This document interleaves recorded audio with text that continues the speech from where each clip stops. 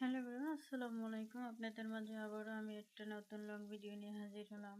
আজকের ভিডিওতে হবে রেসিপিগুলো হবে চিংড়ি মাছ ভুনা। রোজায় মনে করেন অন্য কিছু রকমের মাছ মাংস ওরকম কিছু খেতে মন চায় না, তাই আজকে ভাবলাম একটু চিংড়ি মাছ ভুনা করি অল্প একটু। যেহেতু আমাদের পরিবারের লোক সংখ্যা কম, তাই চিংড়ি মাছটা ভুনা করলাম।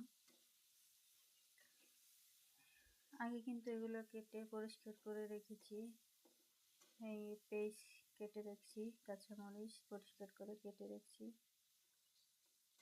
এগুলো কড়াই বসিয়ে দিলাম, সামান্য পরিমাপ মতো তেল দিয়ে দিলাম, যতটা আমার প্রয়োজন ততটা।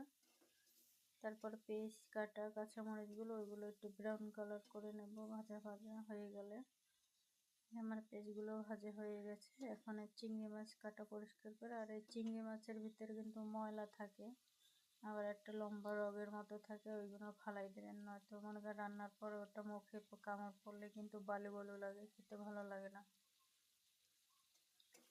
চিংড়ি মাছটা ভাজা হয়ে গেল, তারপরে হলুদের গুঁড়ো দিয়ে দিলাম। এখানে শুকনো মরিচের গুঁড়ো অ্যাড করব না। আর বিশেষ করে কিন্তু সব সময় আপনি তেল ঝাল মশলা যত কম খাবেন শরীরের জন্য ভালো। আর আমি কিন্তু সবটাই মশলা কম খাওয়ার চেষ্টা করি।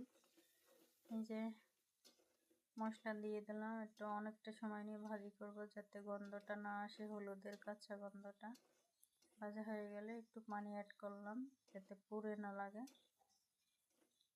এটা হয়ে গেল ভাজা ভাজা, তারপর আবার পানি অ্যাড করলাম, তো এখানে একটু ঝোল ঝোল হবে, তো এই পানি অ্যাড করে দিছি। এই যে তো অনেকটা সময় নিয়ে আবার জাল করব। আর আপনাদের মাঝে যেহেতু আমি নতুন, যদি ভালো লাগে অবশ্যই ভিডিওটা লাইক কমেন্ট সাবস্ক্রাইব করে দেবেন। আর যদি কোথাও কোনো ভুল ভ্রান্তি হয়ে থাকে অবশ্যই আমার ভাই বোনেরা কমেন্টের মাধ্যমে জানাবেন।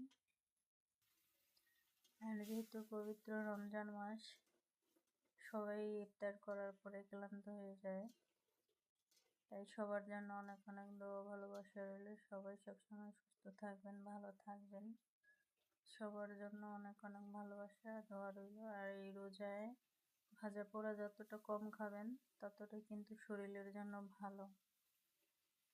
এই যে কথা বলতে বলতে আমার রান্না প্রায় কমপ্লিট, ধনেপাতা অ্যাড করে নিলাম। আবারও বলছি, যদিও ভালো লাগে ভিডিওগুলো অবশ্যই লাইক কমেন্ট এবং সাবস্ক্রাইব করে দেবেন। আর ভুল ভ্রান্তি হলে অবশ্যই কমেন্টে জানাবেন।